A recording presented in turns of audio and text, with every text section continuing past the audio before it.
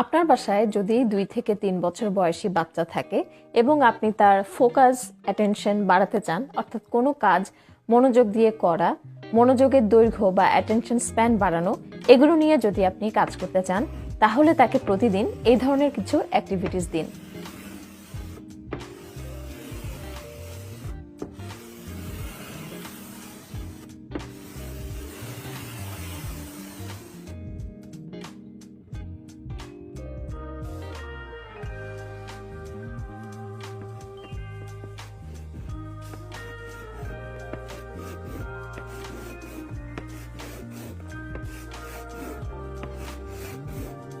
কোনো ধরনের জোরাজুরি করে না, খেলার মাধ্যমে। আমরা যখন বাচ্চাদের সঙ্গে বিভিন্ন রকম খেলার প্ল্যান করি, এই খেলাগুলো আপনি তার দৈনন্দিন যে প্ল্যান তার মধ্যে রাখুন।